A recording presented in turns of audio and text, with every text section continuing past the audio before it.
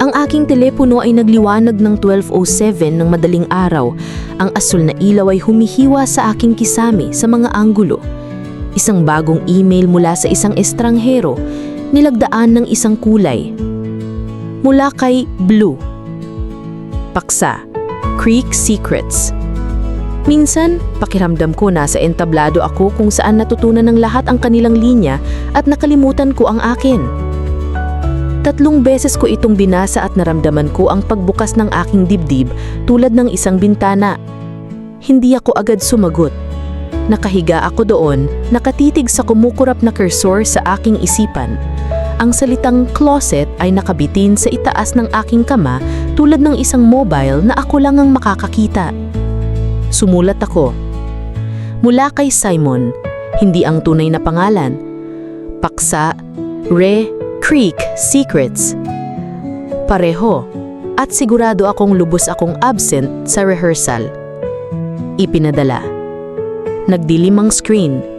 Malakas ang tibok ng puso. Sa isang lugar, may isa pang lalaki na hindi rin nakatulog. Ang high school ay isang parada ng halata. Halatang mga magkasintahan, halatang mga biro, halatang schedule ng kampana. Halos matikmang wala ang pizza sa kantin 5 minuto bago tumunog ang kampana ng tanghalian, kahit sa gitna ng klase sa matematika. Ako si Simon Spear, kasama sa drama club, eksperto sa Oreo, anak ng isang tatay na nagbi-fist bump pagkatapos ng sariling mga kalokohan. Kapatid ni Nora na mas cool sa akin ng hindi sinasadya, at matalik na kaibigan ni Lela na naririnig ang katahimikan sa aking mga pangungusap at alam na may hindi pa ako nasasabi. Bakla rin ako. Hindi pa bakla na may malaking B. Mas parang isang lihim na may maliit na titik na malumanay mong itinatype pagkatapos ay binubura. Sa Creekwood High, ang pagiging straight ay parang hangin. Hindi mo ito napapansin hanggang sa napagtanto mong hinintay mo ang iyong hininga. Tiningnan ko ang aking telepono sa pagitan ng mga klase. Sumagot si Blue. Hindi ko alam kung bakit ako sumusulat ulit, maliban na lang sa pakiramdam na ito ay parang nagsasalita sa madilim na kwarto. Mas ligtas sa ganitong paraan. Pumunta ako sa auditorium. Ang alikabok ay lumulutang sa mga ilaw ng entablado tulad ng mga lihim. Inilapat ko ang telepono sa aking tuhod at sumulat tungkol sa kape at pagpapanggap na tumawa sa mga biro at kung paano ang salitang maskulino ay parang pintong isinasarang ng malakas. Hindi ako matapang, isinulat ko. Sumusulat ka pa rin, sumagot siya. Inimbitahan kami ng kaibigang si Nick sa isang Halloween party. Siya ay nagbihis bilang Diyos ng soccer na may halo ng kumpiyansa. Si Leah ay nagsuot ng eyeliner na parang watawat ng labanan. Pumili ako ng simpleng costume, salaming John Lennon at vintage na t-shirt, dahil walang mas nagsasabing maghalo kesa sa pagpapanggap bilang isang hinintayan ng lahat. Hindi ko dapat binuksan ang aking Gmail sa computer ng host. Hindi ko dapat iniwan ng tab na bukas nang tumakbo ako sa kusina para kumuha ng Sprite. Hindi ko dapat naniniwala na ang anumang desktop sa isang high school party ay Switzerland.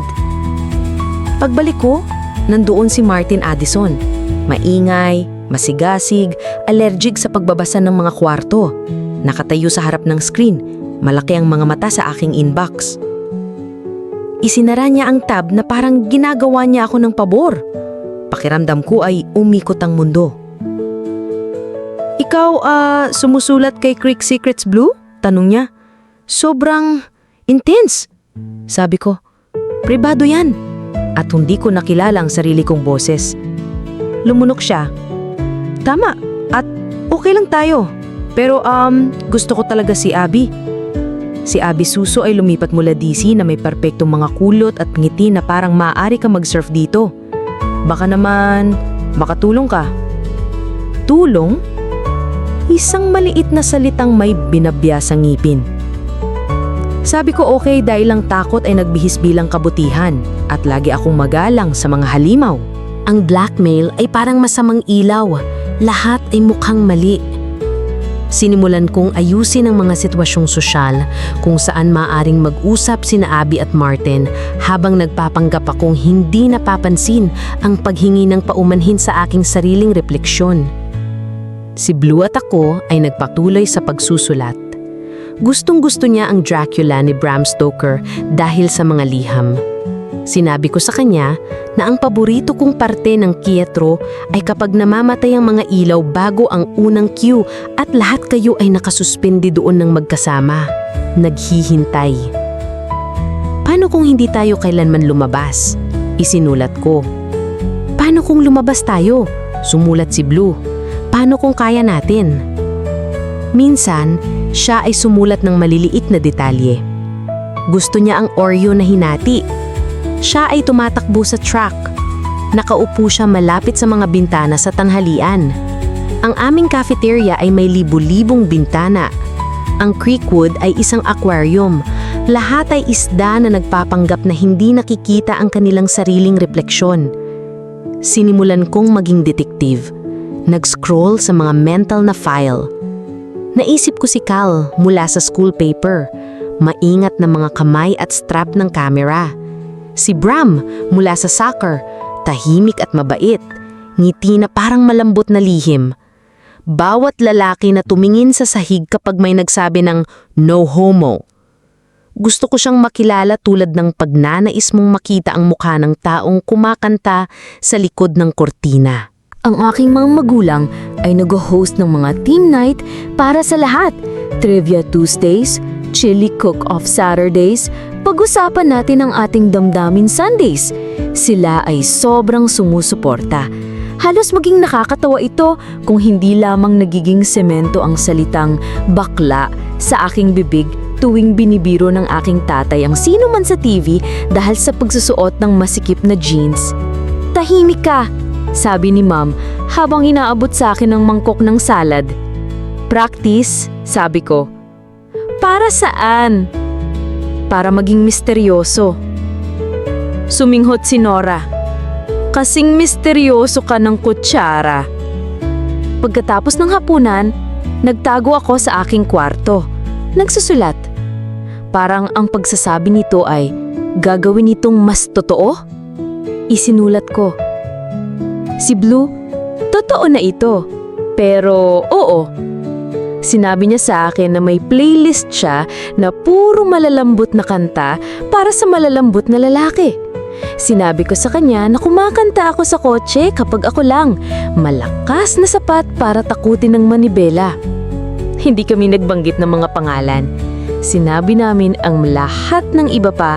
Ang winter musical ay cabaret. Ang ideya ng Creekwood ng edgy ay isang flirt na upuan at implied na eyeliner. Nakuha ni Abby ang lead dahil syempre naman, si Nick ang gumanap bilang lalaking natutong maging matapang. Hindi ako nasa entablado pero naroon ako sa lahat ng dako.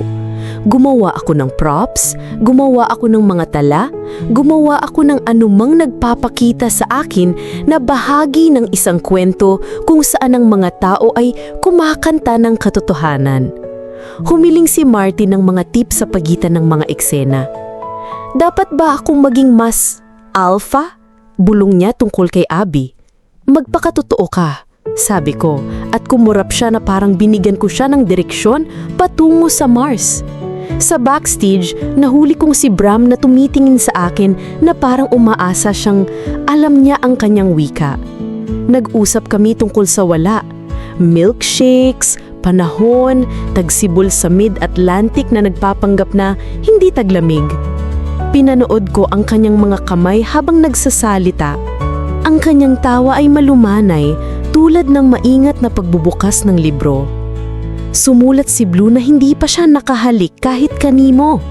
Sumulat ako ng pareho at pagkatapos ay binura ito at isinulat ulit dahil ang katapatan ay iba ang hitsura kapag binabasa mo ito ulit sa iyong sarili. Ang gabi pagkatapos ng preview, napunta kami sa Waffle House. Ang mga fluorescent na ilaw ang nagpapaputi sa amin sa iisang kulay.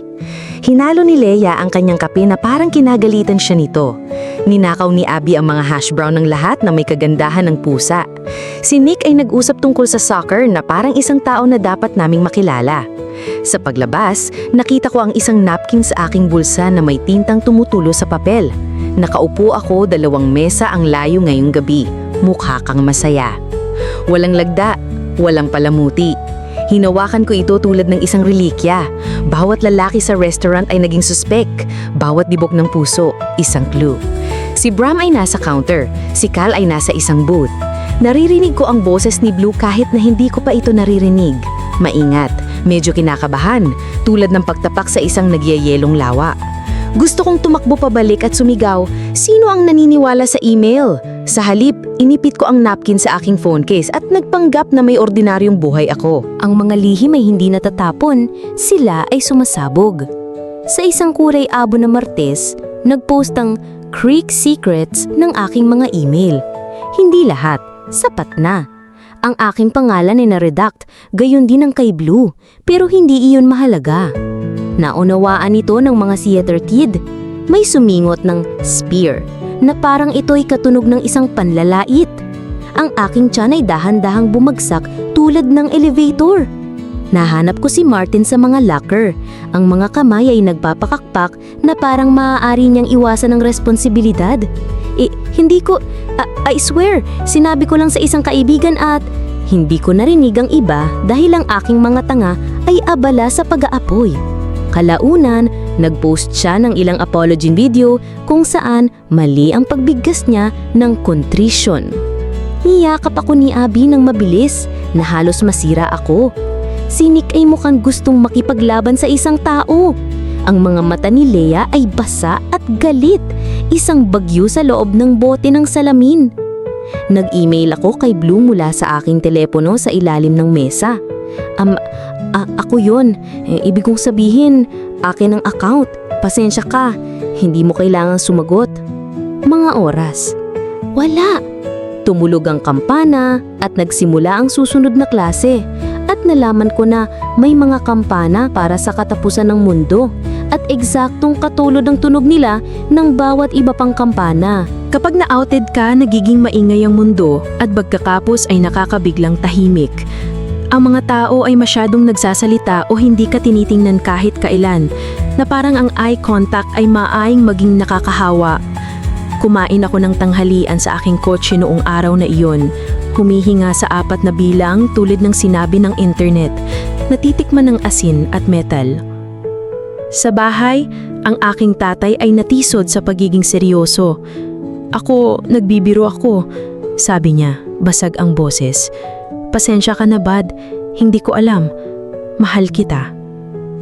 Ang yakap ni Mom ay bago. Mas kaunti ang okay lang tayong lahat. At mas maraming ihahanapan kita kahit na manginig ang aking mga braso. Nakahiga ako sa kama noong gabing iyon at sa wakas ay sumulat. Labas na ako ngayon. Hindi sa sarili kong gusto. Okay ako at hindi okay. Hindi ko alam kung sasagot ka. Namimiss kita kahit na wala. Isa pang araw, wala. Hindi ako umiyak noong una. Pagkatapos ang katahimikan ni Blue ay nagpatong sa mga komento na nagpatong sa malaking paghihingi ng paumanhin ni Martin at ako ay tahimik na nabasag sa shower kung saan hindi mo maipapakita ang pagkakaiba. May mga bagay na isang beses mo lang magagawa. At ang pagsabi nito sa iyong mga kaibigan ay isa sa mga iyon. Sinabi ko kay Leia sa parking lot kung saan kami nagkukwentuhan ng lahat mula pa noong freshman year. Tiningnan niya ako. Ang mga mata ay may itim na eyeliner na natatakot ang mga lalaking nararapat. Alam ko, sabi niya. Hinintay ko lang na malaman mong alam ko. Umupo kami sa hood ng aking kotse, pinapanood ang taglamig na nagpapanggap ulit bilang tagsibol. Sa palagay mo ba, sasagot siya? Tanong niya. Hindi ko alam, sabi ko. Baka nawala na siya. Ang bagay tungkol sa isang tao na walang pangalan ay maaari siyang mawala ng lubusan na magsisimula kang mag-isip na ikaw ang gumawa sa kanya. Pero kahit ang mga hihintaying na lalaki ay hindi nag-iiwan ng napkin sa Waffle House. Sumulat ako ulit dahil ang pag-ibig ay isang gawi bago ito maging kwento. Kung kailangan kong tumigil sa pagsusulat, titigil ako.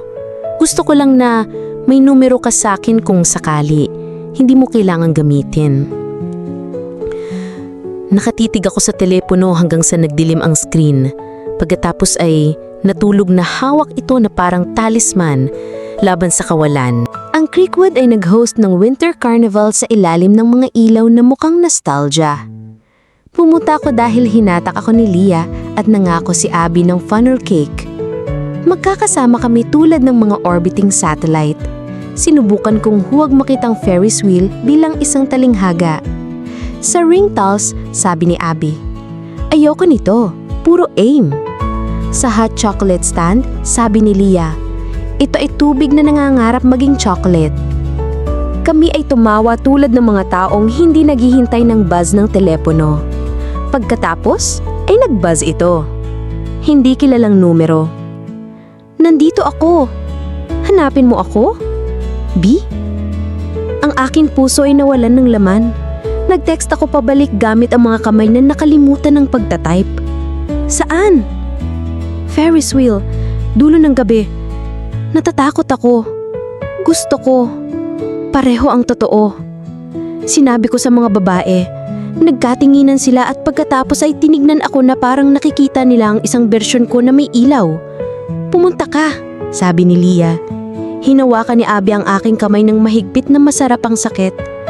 Umiikot ang carnival sa paligid ko. Sa oras na nakarating ako sa pila ng Ferris wheel, ang aking hininga ay parang isang trick. Sumigaw ang operator ng "Huling sakay?" at ginawa ko ang isang bagay na hindi ako. Sumigaw ako. "Teka, makikipagkita ako sa isang tao." Naghiwalay ang mga tao na may kaluskos ng pag-usisa.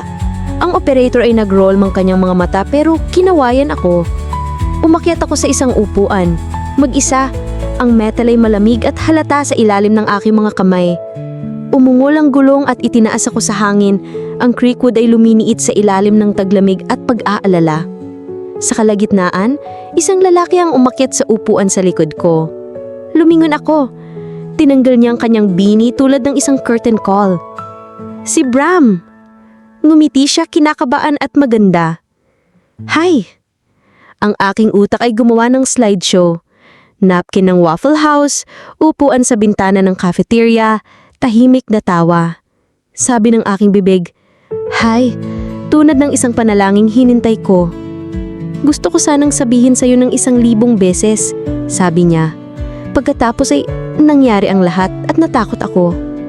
"Alam ko ang takot," sabi ko. Parang biro at pangako ng sabay.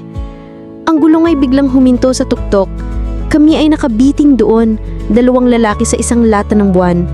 Ang buong bayan sa ibaba ay mukhang model na maaaring hipa ng isang hininga. Inabot niya ang aking kamay. Ang aming mga daliri ay nagkakabit na parang pareho kaming nagbibilang para dito. "Okay ba?" tanong niya. "Oo," sabi ko. Sobrang sigurado na nagulat ako sa sarili ko. Lumapit siya at hinalikan ako. Malambot at eksakto na parang ang sandali ay sinukat at ginupit para lang sa amin. Talagang pumalakpak ang mga tao. Sa isang lugar, sumigaw si Abby. Si Leah ay humiwig tulad ng banta. Nang bumaba ang sakay, pareho pa rin kaming tumatawag gamit ang aming mga bibig.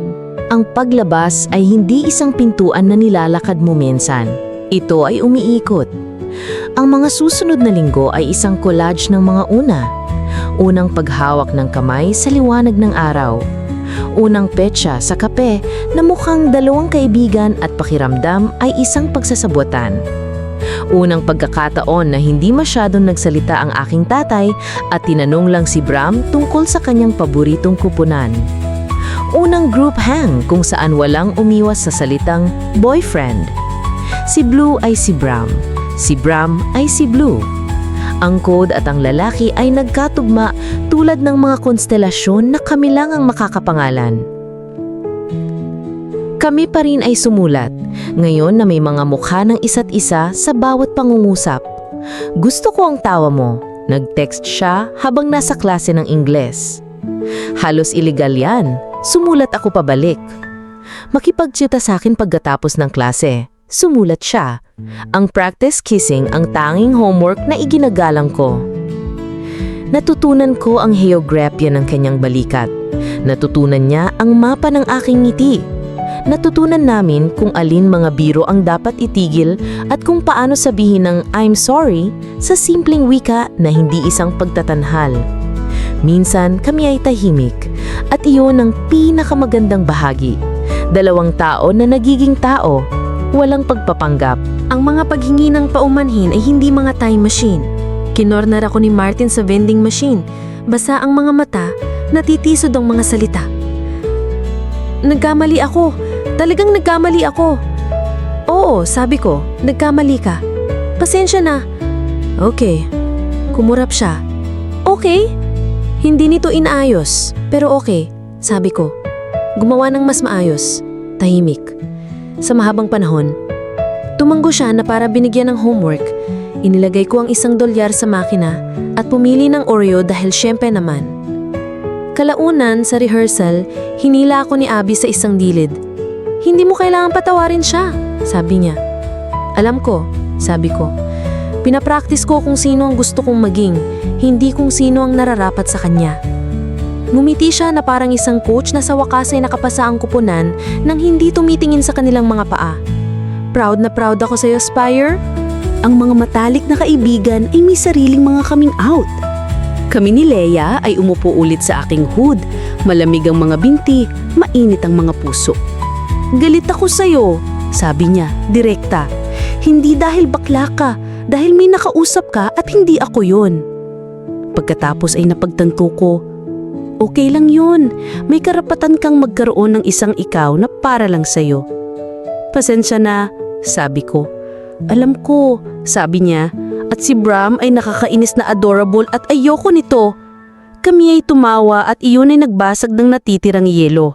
Nangako kami na sasabihin sa isa't isa ang mga susunod na malalaking bagay bago pa malaman ng mundo. Sinimula ni Nora ang isang maliit na pop-up bakery sa aming kusina na may kumpiyansa ng isang maliit na Diyos. Sinukat niya ang asukal na parang sinusukat niya ang tadhana. Tumulong si Bram minsan at sinabi sa kanya ni Nora, nag-stir ka na parang straight na lalaki na naging kasabihan ng pamilya para sa sobrang pagsisikap sa maling bagay. Ang aking mga magulang ay nag-adjust sa kanilang sariling bilis. Tumigil ang tatay sa mga biro at nagsimula sa pakikinig. Inorganisa ni Mama ang kanyang mga damdamin sa mga binder at pagkatapos ay itinapon ng mga binder. Pinayagan nila ang aming bahay na maging isang lugar kung saan ang salitang boyfriend ay nararamdaman na domestic, hindi politikal. Isang linggo, tinanong ng tatay, "Kaya blue?" "Bram," sabi ko, "pero oo, blue." Tumanggo siya malambot. "Magandang kulay." Gabi ng pagbubukas, si Abby ay kumikinang tulad ng katotohanan. Si Nick ay kumanta na parang ang tapang ay isang nota na maaari mong hawakan. Sa audience, hinawakan ni Bram ang aking tuhod. Sa labi pagkatapos, sinabi ng mga tao ang mga uri ng bagay na sinasabi ng mga tao kapag sila ay proud at bahagyang nagulat na ang mga teenager ay tunay na artista. Si Martin ay nagbigay ng mga programa tulad ng penitensya. Pinanatili niyang nakatungo ang kanyang ulo, na nararamdaman na angkop. Si Leia ay nagbenta ng cookies sa mesa ni Nora at nag-upsell tulad ng isang kampyon. Ang aking mama ay niyakap ang lahat kasama na our lighting board. Sa entablado, ang mga upuan ay mainit pa rin. Naglakad ako doon mag-isa pagkatapos umalis ang karamihan at tumayo sa ghost light. Ang teatro ay may pamahiin. Mag-iwan ng isang bombilya para walang mahulog sa dilim at ang mga multo ay may kasama. Hindi ko alam kung naniniwala ako sa mga multo pero naniniwala ako sa ilaw. Sumali si Bram sa akin. "Dito ba nakatirang mahika?" tanong niya. "Dito ko natutunan na tumigil sa pagbulong," sagi ko. Hilalikan niya ako ulit. Isang encore na walang humiling at lahat sa aking puso ay pumalakpak. Ang aming mga email ay hindi natapos nang magpalitan kami ng mga numero. Nagbago sila. Sumulat kami sa isa't isa mula sa kabilang panig ng kwarto, mula sa magkabilang dulo ng sofa, mula sa mga tahimik na araw kung saan hindi namin kailangan ng mga salita pero ginamit pa rin namin. Mula kay Blue, Nung una kitang nakita, nakasuot ka ng headphones at binubulungan ng mga salita. Hindi ko alam ang kanta. Alam ko ang pakiramdam. Mula kay Simon, nung una akong sumulat sa'yo, akala ko planeta ka. Ngayon, tao ka na. Karapat-dapat pa rin sa orbit. Inipit namin ang unang email thread at itinago ito sa likod ng mga movie poster sa aking kwarto tulad ng isang time capsule para sa hinihintay na kami. Kung sakaling maligaw kami, mayroon kaming breadcrumb trail sa Ariel 11 Point. Ang tagsibol ay nagbihis sa mga puno tulad ng isang paghingi ng paumanhin. Ang mga pasilyo ng Creekwood ay amoy floor cleaner at posibilidad. Nagsawa ang mga tao sa pagiging bakla ko na siyang pinakamagandang bagay na maaaring mangyari pagkatapos ng unang pagsabog. Nagiging ordinaryo ka ulit, eksakto at tanging ikaw lang. Bumalik kami sa Winter Carnival grounds nang ito ay isang bakanteng lote lamang. Walang ilaw, walang makina, tanging mga bakas ng gulong at natapakan damo. Humiga si Bram sa lupa, mga kamay sa likod ng ulo. Mas gusto ko ito, sabi niya. Mas kaunting spectacle, mas maraming kami. Mas kaunting palakpakan, sang-ayon ko, pagkatapos ay idinagdag. Pero gusto ko rin ng palakpakan. Ngumiti siya. Show off. Para lang sa'yo. Pinaod namin ang mga ulap na nag-practice ng pagiging dramatiko. Naisip ko kung paano ang isang Ferris wheel ay matematika at metal lamang hanggang sa dalawang lalaki ang magdesisyong ito ay isang magandang lugar para sabihin ang katotohanan. Ang aking lock screen ay nagliliwanag pa rin sa mga kakaibang oras pero ngayon ay mga text mula sa isang lalaki na hindi multo. Minsan ito ay si Leia na nagpapadala ng memes ng 2 AM. Minsan ito ay si Abby na nag-aanunsyo na nag-book siya ng summer dance intensive na may 40 exclamation point. Minsan ito ay ang aking mom na nagpapaalala sa akin na ito ang manok. May mga susunod pang mga una. Unang away na mahalaga, unang pagkakataon na magkamali kami sa paghingi ng paumanhin, unang apartment kung saan tumutulo ang gripo at nag-google kami at binaha pa rin ang kusina. Hindi ako sapat na naive para isipin na ang isang Ferris wheel case ay nagbibigay ng immunity laban sa lahat. Pero may isang linya mula sa unang email ni Blue na hindi ko sinabi kahit kanino. Sumulat siya, baka balang araw tumigil ako sa pagkatakot sa dulo ng mga pangungusap at sabihin ko na lang ang buong bagay. Patuloy pa rin kaming nagsasabi nito, ang buong bagay. Kahit na magulo ang labas nito, kahit na kailangan naming bumalik at idagdag ang mga salitang nakalimutan natin. Akala ko noon, ang paglabas ay ang huling eksena. Confetti, bow, blackout. Lumalabas na ito ay isang cue lamang. Hindi namamatay ang mga ilaw. Sila ay nagiging mas maliwanag. Ang entablado ay ang pasilyo, ang kusina, ang upuan sa pasahero, ang espasyo sa pagitan ng dalawang lalaki na magkahawak-hamay sa stoplight kapag walang nakatingin at gayon din kapag lahat ay nakatingin. Ang pangalan ko ay Simon Spear. Gusto ko ng Oreo, mga pelikulang A24 at mga lalaki na naningiti tulad ng mga lihim. Minsan, sumulat ako sa isang stranghero dahil ang dilim ay mas ligtas. Ngayon, nakatayo ako sa liwanag at binabasa ang aking mga linya. At minsan, hindi sila perpekto at minsan nakakalimutan ko sila. At minsan, nag-iimprovisa ako. At kapag nagbago ang eksena, inaabot ko ang kamay ni Bram at inaabot niya rin ako pabalik. Ang iba ay isang mahaba at magandang pagtakbo ng mga palabas, iba't ibang audience bawat gabi. At kami, dalawang malalambot na lalaki, natututo kung kailan kakanta at kailan makikinig, kailan yumukod at kailan manatili para sa encore, kailan lalabas sa entablado at umuwi ng magkasama, tumatawa, puno ng liwanag. Isa sa mga araw ang ipinapanood na ang anyo ng simponya dapat ay isang mahirap gawing